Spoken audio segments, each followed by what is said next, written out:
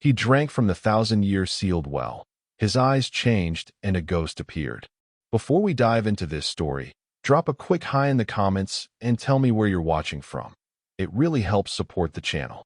The harsh sun beat down on Blake Turner's back as he trudged across the barren excavation site.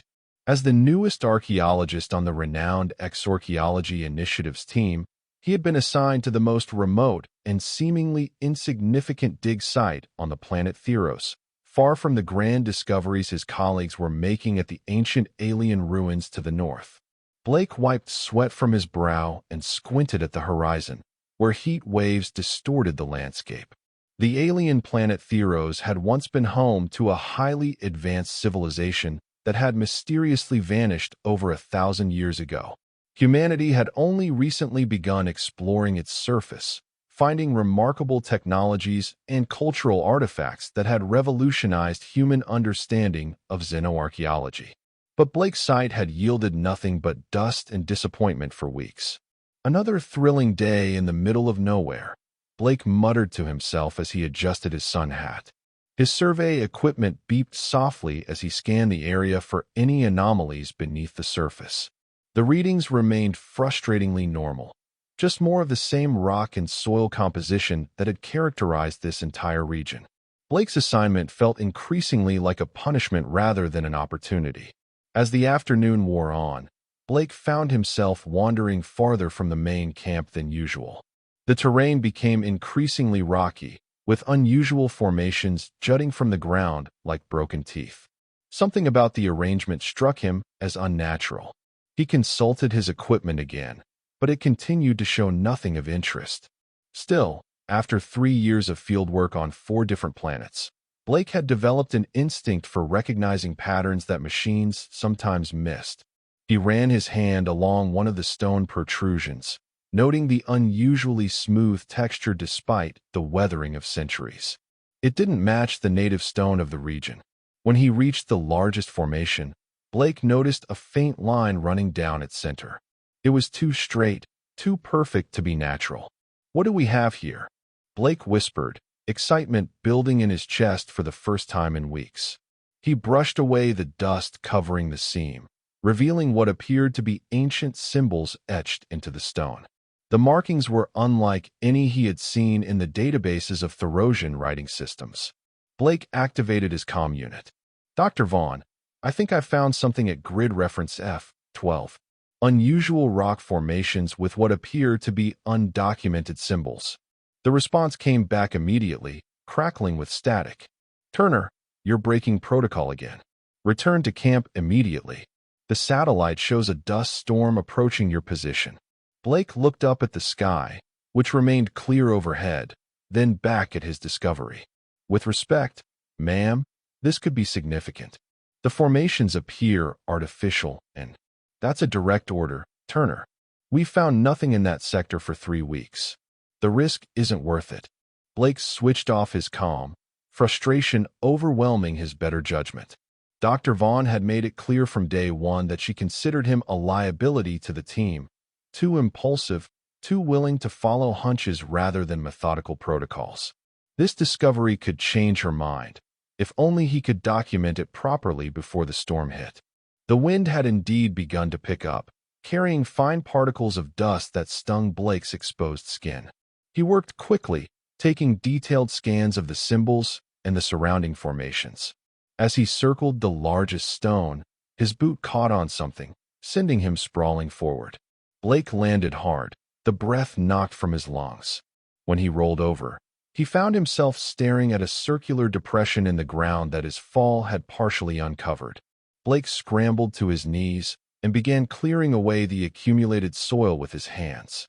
The circle was made of the same smooth stone as the formations, but this material had a faint bluish tinge. At its center was what appeared to be a sealed cap or lid. The dust storm was growing stronger now, reducing visibility to mere meters. Blake knew he should head back, but the archaeologist in him couldn't abandon this discovery. He continued to excavate around the circle, revealing more intricate symbols that spiraled inward toward the center. They seemed to pulse with a faint luminescence that might have been a trick of the light through the swirling dust. "Oh well, Blake wondered aloud. The structure resembled ancient wells found on Earth and other settled planets, though the technology was clearly far more advanced than simple water collection. The Therosians had been masters of molecular manipulation and energy conversion, what the popular science publications often oversimplified as matter alchemy. The wind howled now, and Blake knew he had only minutes before the full force of the storm would make it impossible to find his way back to camp. He needed to secure the site and mark it clearly for a proper expedition tomorrow. As he reached for a marker stake in his pack, his hand brushed against the central seal of the well, and it shifted slightly under his touch. Blake froze. Disturbing artifacts without proper documentation and containment measures was the cardinal sin of xenoarchaeology. But as he pulled his hand away, the seal continued to move on its own, rotating counterclockwise with a sound like crystals singing. The blue luminescence brightened significantly, casting eerie shadows across Blake's face. "That's not supposed to happen," Blake said, scrambling backward. But his scientific curiosity quickly overcame his initial alarm. The well was opening itself after his touch, responding to human contact after perhaps a millennium of dormancy. This was unprecedented. The cap completed its rotation and slid aside, revealing a perfectly circular opening. A soft blue glow emanated from within, illuminating the dust particles swirling in the air. Blake approached cautiously, aware that he was violating every safety protocol in the manual. He peered down into the well. Instead of darkness or water, the well contained what appeared to be a luminous blue liquid that moved in ways that defied normal physics. It flowed upward along the sides before cascading back down to the center in a perpetual, mesmerizing cycle. Blake had never seen anything like it, neither water nor energy in any conventional sense, but something that seemed to exist at the boundary between the two states. The storm intensified around him, now a howling maelstrom of dust that cut visibility to almost nothing. Blake knew he had two choices: try to make it back to Camp Blind, or seek shelter here by the well until the storm passed. The decision was made for him when a powerful gust knocked him sideways, nearly pushing him into the open well. He scrambled away from the edge and took shelter in the lee of one of the larger stone formations. Hours seemed to pass as Blake huddled against the relentless storm. His water supply dwindled as he tried to keep the dust from his mouth and nose. Thirst began to gnaw at him, made worse by the constant sound of the liquid in the well, which produced a gentle tinkling like a mountain stream on Earth. As night fell, the temperature dropped dramatically, a common feature of Theros's thin atmosphere. Blake's teeth chattered as he wrapped his emergency thermal blanket around his shoulders. The storm showed no signs of abating. Even worse, his comm unit had been damaged in the fall, cutting him off from the base camp entirely. Blake found his gaze repeatedly drawn to the luminous well. Its glow had intensified with the darkness, bathing the immediate area in ethereal blue light. The fluid continued its hypnotic circulation, seemingly unaffected by the storm raging around it. In the freezing night, it looked increasingly inviting, not just as a potential water source, but as something that might offer warmth. "Don't even think about it," Blake told himself firmly. Unknown alien substance from a sealed containment unit? Might as well drink rocket fuel. But as the hours wore on and his situation grew more desperate, Blake's resolve weakened. His scientific training battled with basic survival instinct. He had seen no warning symbols around the well. In fact, the elaborate decorations suggested it might have been meant for ceremonial use. Perhaps it was simply an advanced water purification system, preserved by Therosian technology. By midnight, according to his watch, Blake's thirst had become unbearable. The storm continued unabated, and he had to face the possibility that he might not survive until morning without water. He crawled toward the well, squinting against the dust that still managed to find its way into his eyes despite his protective goggles. The liquid in the well seemed to respond to his approach, its circulation speeding up slightly. Up close, Blake could see that it wasn't simply blue, but contained swirls of other colors: silver, violet, and occasionally flashes of something that looked almost like written symbols rendered in light. "This is insane," Blake whispered, but he had already made his decision. He reached into his pack for a sample vial, thinking that if he was going to do something this reckless, he should at least collect a specimen for analysis, assuming he survived. The moment the vial touched the surface of the liquid, it disintegrated, the glass turning to fine dust that merged with the substance. Blake jerked his hand back in alarm, but noted that his skin showed no signs of damage where droplets had touched it. If anything, those spots felt pleasantly warm. Blake stared at the well for a long moment, weighing his options. Death from dehydration was certain without water. Death from drinking an unknown alien substance was merely possible. In the calculus of survival, the choice was clear, if terrifying. For science, Blake said with a nervous laugh. He cupped his hands and dipped them into the liquid, half expecting them to dissolve like the glass vial.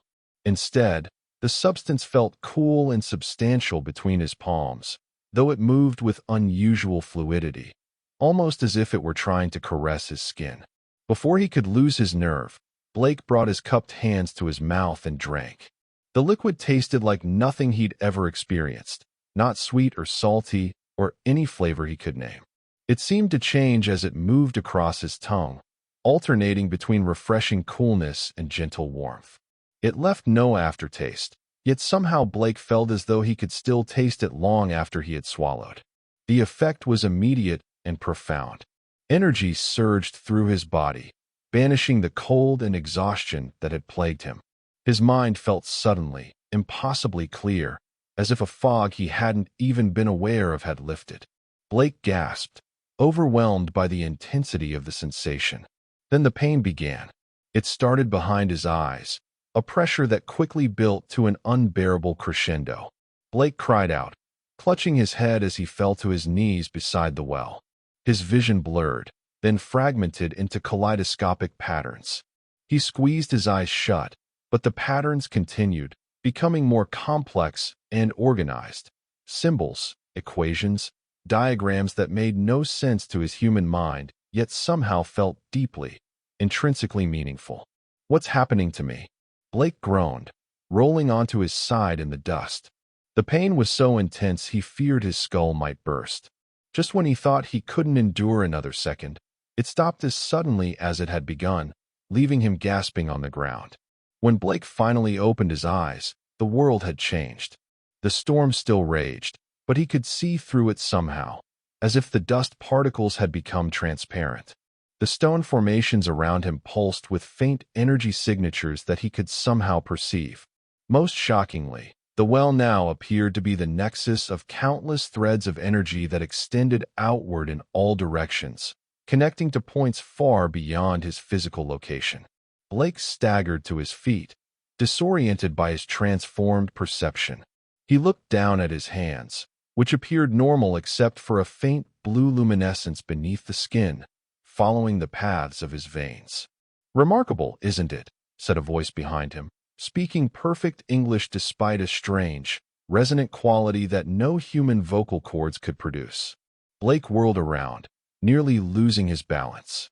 Standing, or perhaps floating slightly above the ground, was a figure that appeared to be made of the same luminous blue substance as the well. It had a roughly humanoid shape but lacked distinct features, its form shifting subtly like smoke in a gentle breeze. Yet somehow, Blake had the distinct impression that it was smiling at him. What are you?" Blake demanded, backing away until he felt the edge of the well against his legs. The figure tilted what passed for its head. "I am Eliron, once chief archivist of the repository of collective memory. Though I suppose you would call me a ghost now." The being's form rippled with what might have been amusement. "A ghost," Blake repeated flatly, despite the evidence floating before his eyes. "I've hallucinated you because I drank from an alien well during a dust storm." "Not a hallucination," Eliron corrected, gliding closer. "Though not precisely a ghost in your cultural understanding of the term either. I am an imprint, a consciousness preserved within the mnemonic while you just activated. One of many scattered across Theros." Blake's scientific mind struggled to process this information. "You're an artificial intelligence? A recording?" Eleron's form shimmered in what might have been the equivalent of a shrug. Those terms are inadequate. I am Eliron. My memories, personality, knowledge, and consciousness preserved through a process your science has not yet conceived. Not alive in the biological sense, but certainly not merely a program or recording.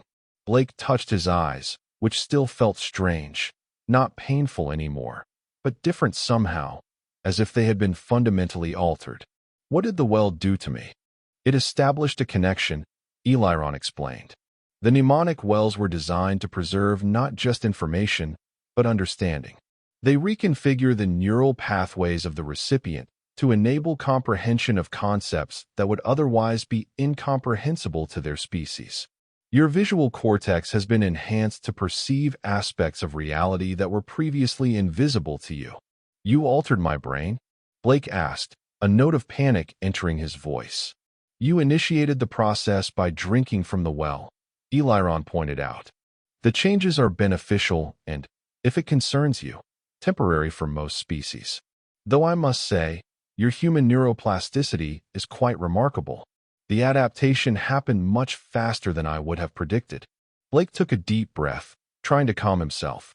If this was real, and every instinct told him it was, then he was experiencing something unprecedented in human-alien contact. An actual conversation with a member of the vanished Therosian civilization, or at least some kind of preserved consciousness. Why were you in the well? Why was it sealed? Blake asked, his archaeological curiosity reasserting itself despite the bizarre circumstances.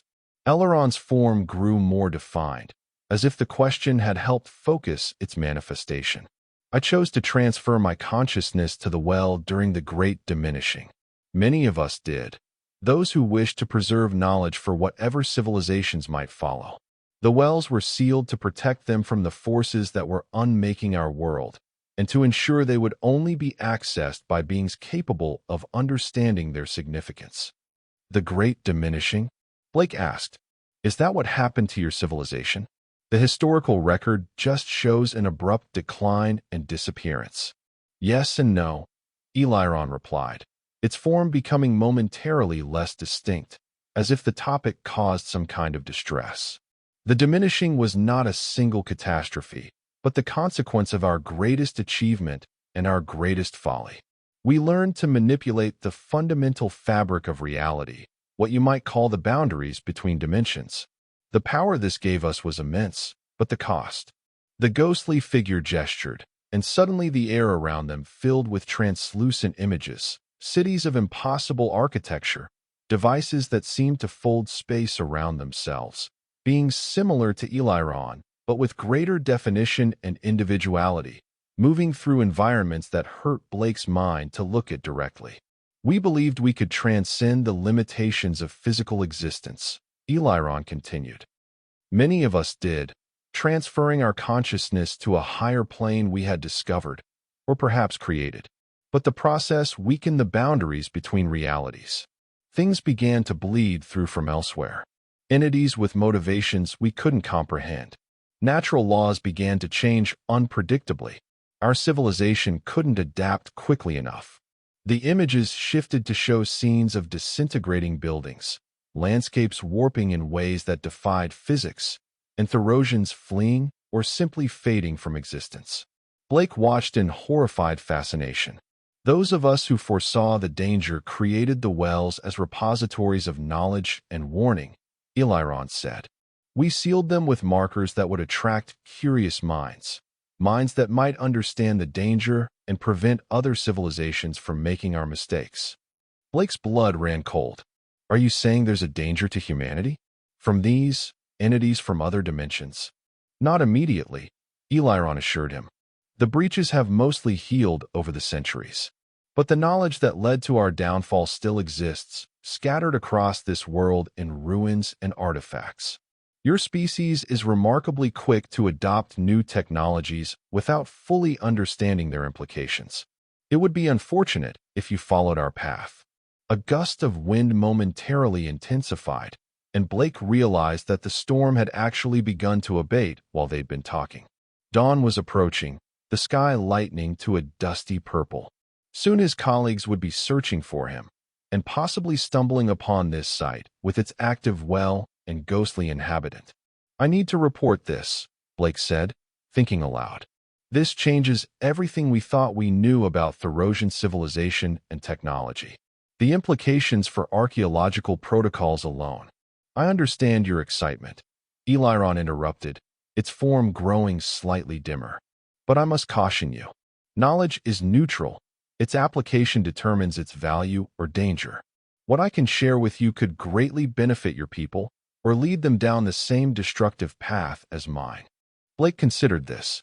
In his excitement over the discovery, he hadn't fully processed the warning Eliron was trying to convey. If the Therosians had indeed destroyed themselves through technological overreach, then perhaps caution was warranted. On the other hand, keeping this discovery secret would violate every principle of scientific inquiry he believed in. What exactly can you share? Blake asked carefully. And what happens now that the well is open? Now that you have established a connection, I can communicate with you as long as you remain within a certain proximity to the well, Eliron explained. The knowledge contained within, the accumulated wisdom of our civilization, can be transferred gradually, in ways your mind can assimilate. But the choice of what to learn and what to share with your people must be yours. Blake ran a hand through his dust-caked hair, overwhelmed by the responsibility being placed on him. I can't make that decision alone. There are protocols, ethical committees, international agreements governing first contact scenarios and technological adaptation. An admirable approach, Eliron commented. Perhaps your species has greater wisdom than I first assumed. But consider this.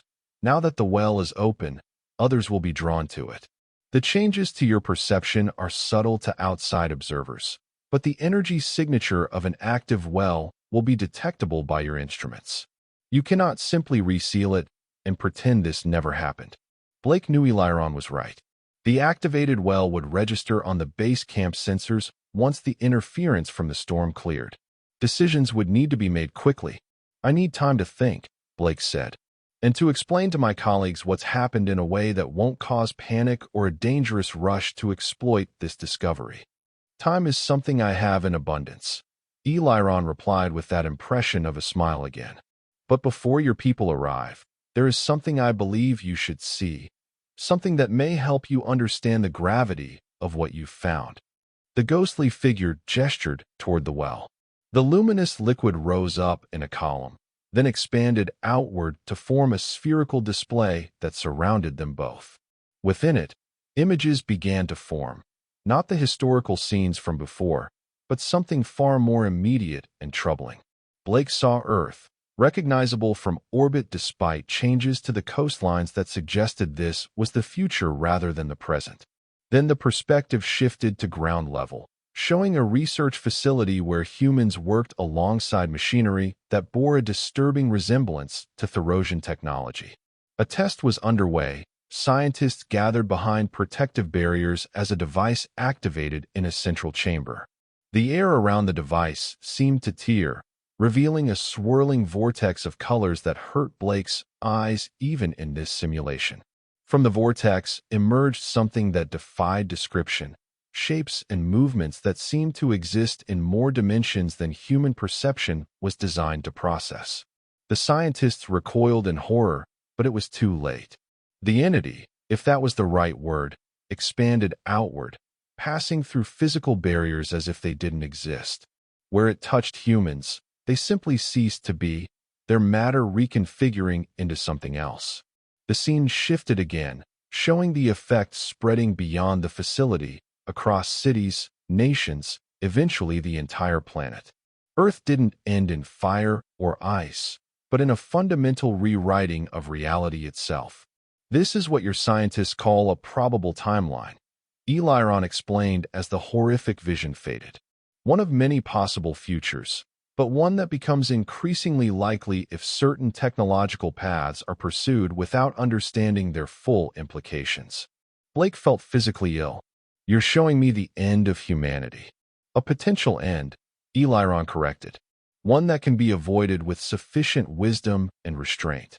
The knowledge in the wells can lead to unprecedented advancement for your species, clean energy, medical breakthroughs, even extended lifespans. But it can also lead to this, if misapplied or developed too rapidly. Blake stared at the now calm surface of the well. Its gentle blue glow suddenly seeming more ominous than beautiful. How do I know this isn't manipulation? You could be showing me a false future to influence my actions. A reasonable suspicion, Eliron acknowledged. I cannot prove my intentions are benevolent, just as you cannot prove to me that humanity would use Therosian knowledge responsibly. We must each decide how much trust to extend based on incomplete information, a universal challenge for sentient beings, it seems. The first rays of Theros' sun crested the horizon, casting long shadows across the excavation site. In the distance, Blake could hear the faint sound of vehicles, the rescue party from base camp, no doubt. He had minutes at most to decide on his initial approach. I won't lie to my colleagues, Blake said firmly, but I also won't rush into exploiting this discovery without proper consideration of the risks. Would you be willing to speak with them as you've spoken with me? To explain the history and the warnings directly? Eleron's form rippled in what might have been consideration. I will speak with those who drink from the well and establish the neural connection. I cannot communicate directly with those who have not. But be warned, the connection affects different minds in different ways. Some experience more dramatic changes than others. Blake nodded, understanding the implication. I'll make sure they understand the risks before anyone else drinks. And I'll advocate for a measured, careful approach to studying the well and its contents. A reasonable compromise, Eliron agreed. Its form began to fade slightly. I must conserve energy until another connection is established, but know that I remain present, even when not visible to you. The sound of vehicles grew louder. Blake quickly gathered his scattered equipment, mind racing with how he would explain what had happened. As he worked, a thought occurred to him. Eliron, he called, you said the wells were scattered across the planet. How many are there? The ghostly figure, now barely visible, seemed to consider the question. 12 major wells, each containing a complete archive, and hundreds of minor wells, containing specialized knowledge or serving as connections to the network, all sealed, as this one was, until awakened by a compatible consciousness. And are there others like you? Other preserved Therosians? Yes, came the faint reply. Each major well contains at least one guide, someone who volunteered to remain behind as an interface between the knowledge and those who might discover it. We have been waiting a very long time, Blake Turner. With that, Eleron's form dissipated entirely, though Blake could still sense a presence near the well, watching. The implications were staggering. A planetary network of advanced alien knowledge, preserved personalities, and potentially civilization-altering technology, all waiting to be discovered. The responsibility was overwhelming. The first vehicle crested a nearby ridge, one of the expedition's all-terrain transports. Blake saw Dr. Vaughn in the passenger seat, her expression shifting from relief to confusion as she spotted him standing calmly by what was clearly an artificial structure that hadn't been in any of their surveys. As the vehicle approached, Blake touched his eyes, wondering if the changes would be visible to others. His enhanced perception remained. He could still see energy signatures and connections invisible to normal human sight. But more than his eyes had changed. His understanding of humanity's place in the universe had been fundamentally altered. They weren't alone, weren't even the most advanced species to have existed in this corner of the galaxy. And their future was far from certain. Turner, what in God's name happened to you? Dr. Vaughn called as she jumped from the still-moving vehicle. We thought you were dead in that storm. Her eyes widened as she took in the well and the clearly artificial nature of the site. What is this? Why wasn't it in our scans? Blake took a deep breath. This was the moment that would set the course for everything that followed. He could downplay the discovery, emphasize the danger, perhaps even advocate for resealing the well. Or he could champion its potential, push for rapid exploitation of its knowledge despite the risks. Neither extreme felt right. Dr. Vaughn, he said carefully, What I've found is going to change everything we thought we knew about the Therosians. But we need to proceed with extreme caution. This isn't just an archaeological find. It's a first contact scenario. Her expression shifted from confusion to disbelief. First contact? The Therosians have been extinct for a millennium. Blake smiled slightly. That's what we thought. I need to brief the entire team, and then we need to establish protocols before anyone approaches this well. Trust me when I say that nothing in our training has prepared us for this. Dr. Vaughn stared at him, then at the well with its softly glowing contents. Your eyes, she said suddenly. They're different. There's something blue in them. I know, Blake replied simply. That's part of what we need to discuss. More vehicles were arriving now, carrying other members of the expedition. Blake could see their expressions of wonder as they took in the sight. He felt Elrond's presence nearby, watching, waiting to see what humanity would do with the legacy of a fallen civilization.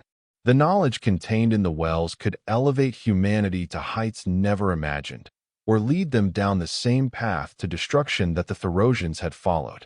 The responsibility for that choice now rested partly on Blake's shoulders. He had been first to drink, first to see, first to know, and that created an obligation he couldn't escape.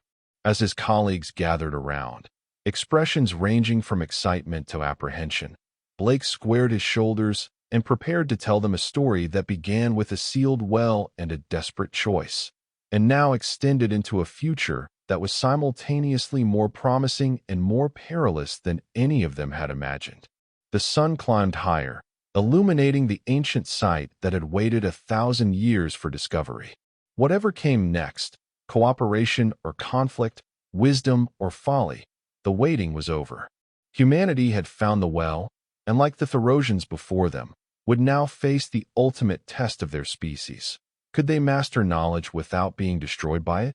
As Blake began to speak, he felt the weight of that question, and saw in his mind's eye the countless possible futures branching out from this moment, some bright with promise, others dark with consequences. The choice was theirs to make, and the time to make it was now. For the next several weeks, the excavation site transformed into a secure research facility as the Exarchaeology Initiative scrambled to understand the implications of Blake's discovery. International protocols for significant alien technology discoveries were invoked, bringing specialists from various disciplines to Theros. Dr. Vaughn, initially skeptical, had become one of Blake's strongest allies after witnessing Elrond's manifestation firsthand. She had been the second to drink from the well, despite Blake's warnings about the potential neural changes. Her transformation had been different from Blake's, where he gained enhanced perception of energy and connections. She developed an intuitive understanding of Therosian mathematics, suddenly able to comprehend equations that had previously baffled Earth's best minds. It adapts to the individual, Blake explained to the assembled research team one evening, as they shared findings in the newly established command center. Eliron says the well somehow identifies what your mind is most receptive to and enhances those pathways. But the changes aren't random, Dr. Vaughn added, displaying complex equations on the main screen that seemed to shift and reconfigure themselves as she manipulated them. They're purposeful, designed to help us comprehend specific aspects of Therosian knowledge. It's as if the well is teaching us, one specialist at a time. Not everyone was comfortable with this approach. Dr. Miles Harper, the team's xenobiologist, had strongly opposed allowing more personnel to drink from the well until they better understood the long-term effects. We're talking about an alien substance reconfiguring human neural pathways, Harper argued heatedly. Turner's and Vaughn's changes seem beneficial now, but what about a year from now? 5 years? We have no baseline for this kind of xenobiological interaction. Blake understood the concern. He had experienced occasional migraines and moments of sensory overload as his brain continued to adapt to its enhanced capabilities. There were nights when he would wake suddenly, overwhelmed by the perception of energy patterns even with his eyes closed. Yet the knowledge gained seemed worth the discomfort. More concerning were the political ramifications. Word of the discovery had reached Earth, and various nations and corporations were pressuring for access to the well and its knowledge. Some advocates argued that Therosian technology could solve Earth's most pressing problems: climate change, energy scarcity, disease. Others feared it would destabilize the global order, giving whoever controlled it an insurmountable advantage. "The vultures are circling," Dr. Vaughn remarked grimly during a private conversation with Blake. "The UN Security Council is deadlocked. 3 nations have already threatened to send their own expeditions if we don't share access." Blake rubbed his temples, trying to alleviate a building pressure behind his eyes. His enhanced vision had been showing him troubling patterns in recent days, fluctuations in the energy web that connected the well to others across the planet. Eliron warned me this would happen. Knowledge without wisdom, power without restraint. "Speaking of our ghostly friend, he's been rather quiet lately," Dr. Vaughn noted. "Has he spoken to you at all this week?" Blake shook his head. "Not directly. I can sense his presence near the well, but he seems to be observing." "Waiting? For what?" "I think he's waiting to see what we decide. Whether we treat this discovery as a resource to be exploited or a responsibility to be managed." The decision came 3 days later, when the first unauthorized expedition landed on Theros, a corporate-funded research team with military escorts, claiming international jurisdiction over heritage sites of importance to all humanity. They established a base camp just 2 kilometers from the original excavation, making no secret of their intention to access the well and its knowledge. Blake watched the satellite feed of their arrival with a sense of dread. This is exactly what Eliron warned against: competing interests rushing to exploit technology they don't understand. "What's the worst that could happen?" asked Sean Whitaker, a young archaeologist who had recently joined the team and had yet to fully grasp the gravity of the situation.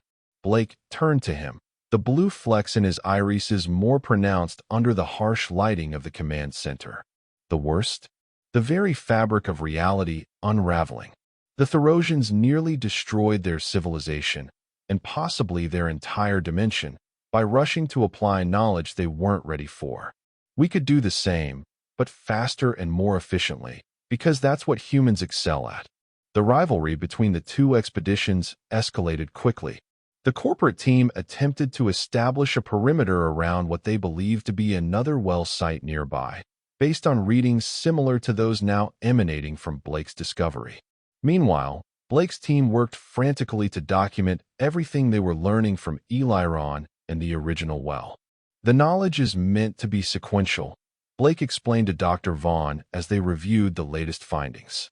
"The Therosians built safeguards into the archives. Certain concepts can only be understood once foundational principles are mastered. But if multiple groups access different wells independently, they might piece together dangerous knowledge without the contextual warnings." Their conversation was interrupted by an alarm from the monitoring system. The corporate expedition was on the move, a convoy of vehicles heading directly for Blake's site. "They're coming here," Dr. Vaughn said, her face pale. "They must have detected the active energy signature from the opened well." Blake made a decision. "Get everyone back from the well site. I need to speak with Eliron immediately." By the time Blake reached the well, the convoy was visible on the horizon, dust plumes marking their rapid approach.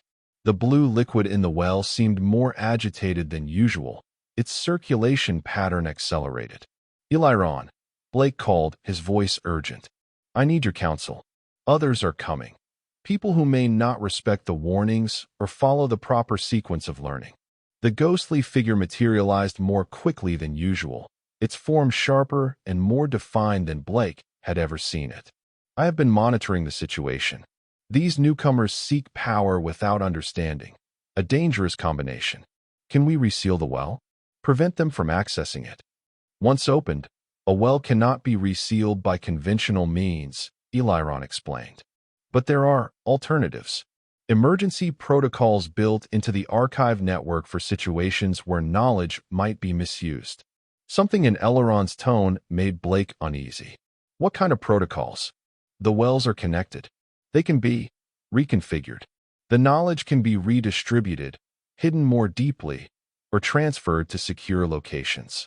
Eleron's form flickered, but such measures require a conduit, a mind already connected to the network who understands the stakes and can direct the process. Blake realized what Eliron was suggesting. You mean me? Your connection is strong, and your intentions align with the archive's purpose, to share knowledge safely, preventing the mistakes of the past. But I must warn you, the process would deepen your neural integration significantly. The changes would likely be permanent. Blake looked toward the approaching convoy, now less than 10 minutes away. What exactly would happen? You would become a guardian, a living key to the archive network. You would retain your human identity, but gain access to much more of the collective knowledge. You would be able to control access to that knowledge, sharing it only with those who would use it wisely. And the alternatives? Eleron's form darkened. Without intervention, these wells will be exploited piecemeal.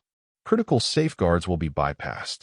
The timeline I showed you, the one ending in catastrophic dimensional breach, becomes increasingly probable.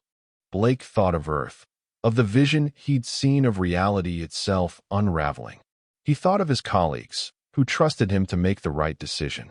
He thought of humanity's potential future, either elevated by carefully managed knowledge or destroyed by reckless application of power they didn't understand. What do I need to do? Blake asked. Return to the well.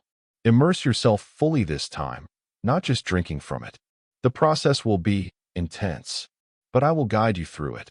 Blake stared at the luminous liquid.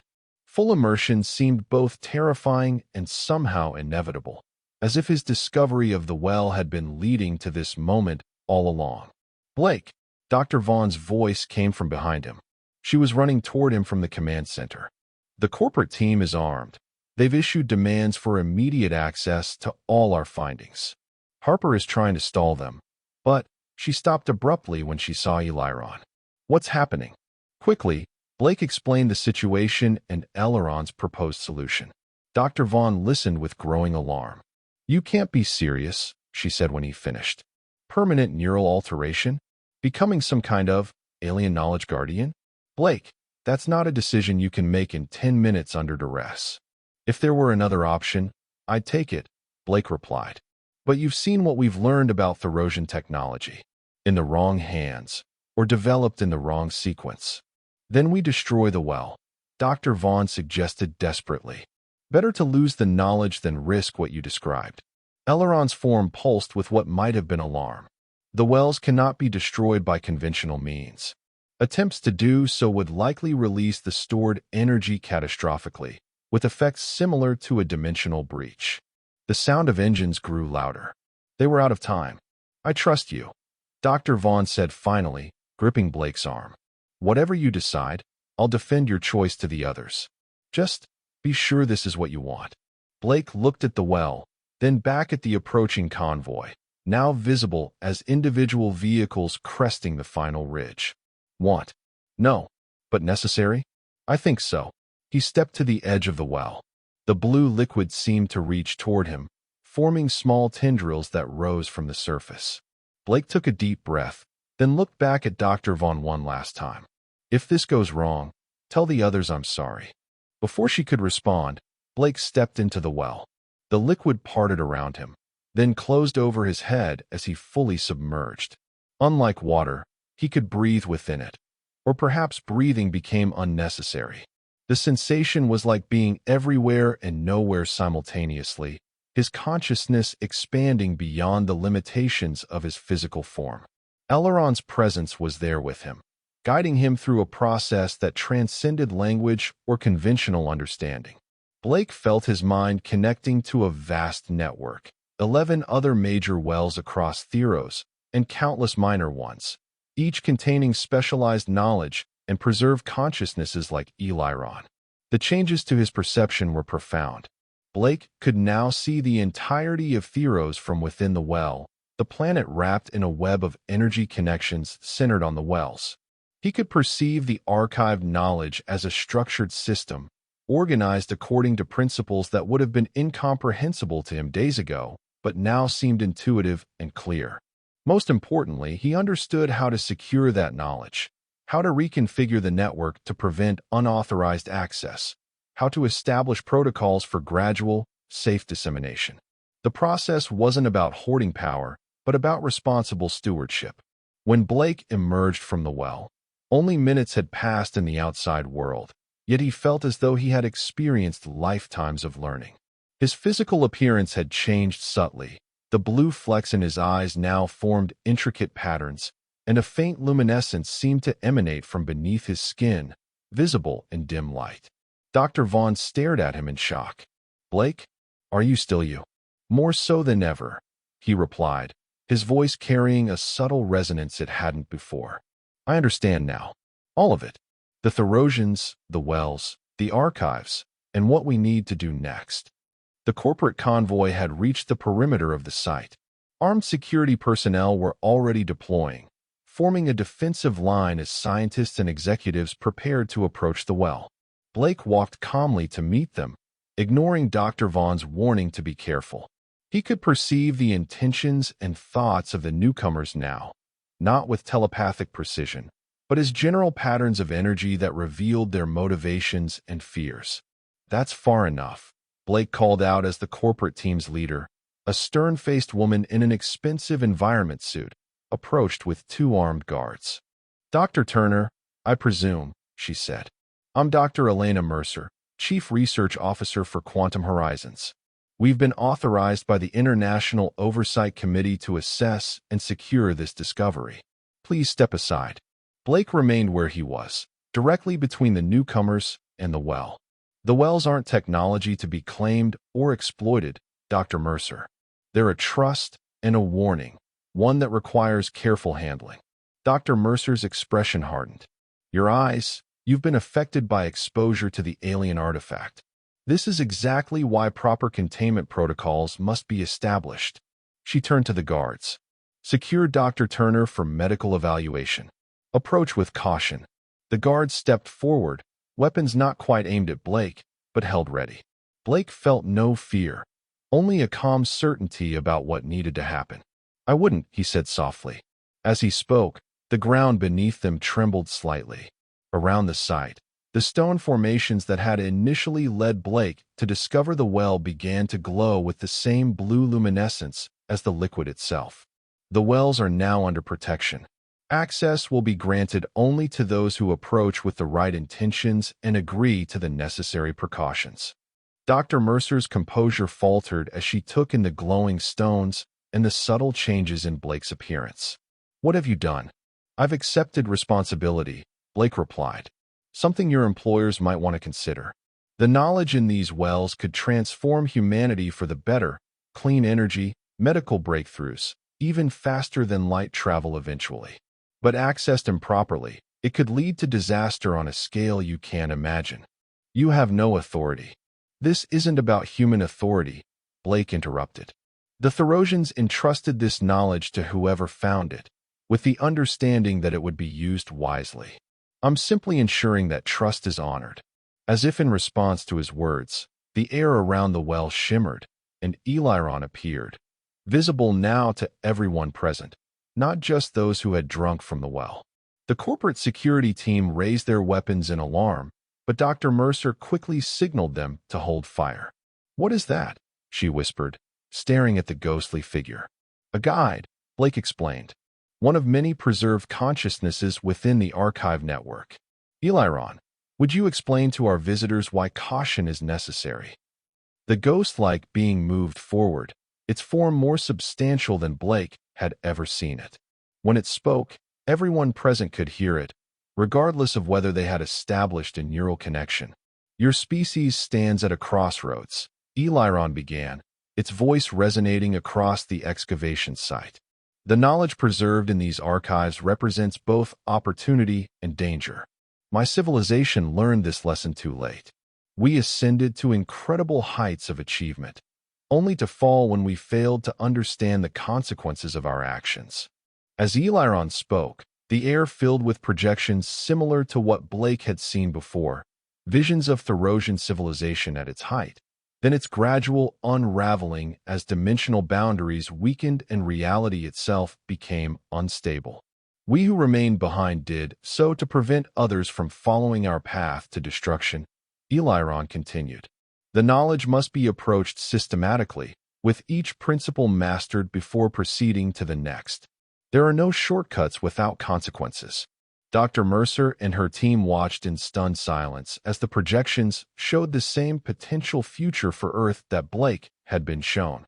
The catastrophic breach, the unraveling of reality, the transformation of matter into forms incompatible with human existence. When the visions faded, Dr. Mercer looked shaken. How can we verify any of this? It could be manipulation, advanced holography designed to frighten us away. You're welcome to establish your own connection to the archive, Blake offered. Drink from the well, experience the knowledge directly. But understand that doing so means accepting responsibility, not just gaining power. He gestured toward the well. The choice is yours. Dr. Mercer hesitated, clearly torn between scientific curiosity and caution. What exactly are you proposing, Dr. Turner? A unified approach, Blake replied. One expedition, not competing factions. Transparent research shared with all of humanity, but with safeguards to prevent misapplication. The archives themselves will help establish the proper sequence of learning. The same sequence the Therosians developed over millennia of trial and error. The negotiation that followed lasted well into the night. Blake, with Eleron's occasional input, outlined a framework for responsible study of the wells and their contents. By morning, a tentative agreement had been reached.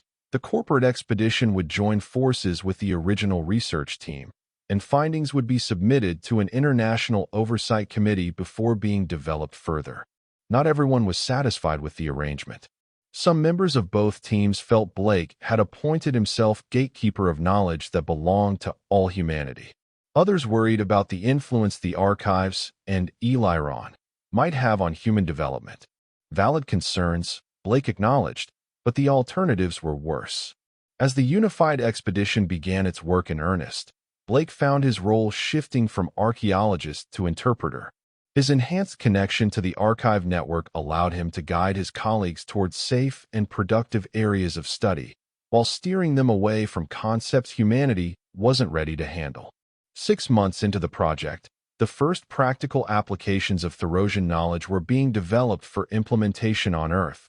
Clean energy systems based on principles similar to those that powered the wells, medical techniques that worked at the molecular level to cure previously intractable diseases, materials with properties that seemed to defy conventional physics. Blake watched these developments with a mixture of pride and apprehension. Humanity was proving both more cautious and more adaptable than he had feared. The warnings embedded in the archives, the history of the Therosian downfall, seemed to have made an impression on even the most ambitious researchers. You were right, Blake told Eliron one evening, as they stood at the edge of the original well.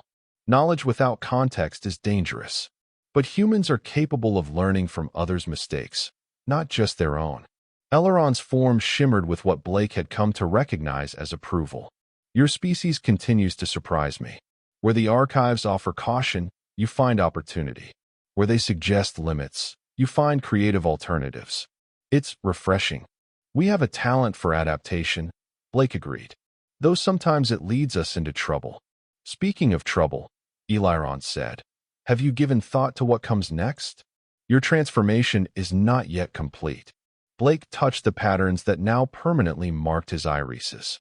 The other changes were less visible but equally profound. Enhanced cognitive abilities, perception that transcended normal human limitations, and a connection to the archive network that grew stronger each day. You mean the guardian role, Blake said. It wasn't a question. He had been aware since his immersion in the well that the changes to his neural structure were ongoing, gradually preparing him for a more permanent position within the archive system. Yes, the network requires a living consciousness to maintain its integrity and guide its interaction with your species. Your mind has proven remarkably compatible, but the final transformation requires a conscious choice. Blake looked out over the excavation site, now expanded into a substantial research facility. His colleagues moved purposefully among various projects, studying aspects of Therosian knowledge with a care and reverence that would have been unimaginable in those first chaotic days after the discovery. What would it mean, exactly, for me to become a full guardian? Eleron's form became more defined, as it always did when discussing important matters. You would retain your identity and free will, but your consciousness would become permanently intertwined with the archive network. You would transcend certain physical limitations. Aging would slow dramatically, and your perception would expand further. You would be able to manifest at any site across the planet, much as I do, while maintaining your physical form here. And the cost? Blake asked. There was always a cost. You would be bound to Theros and the archives.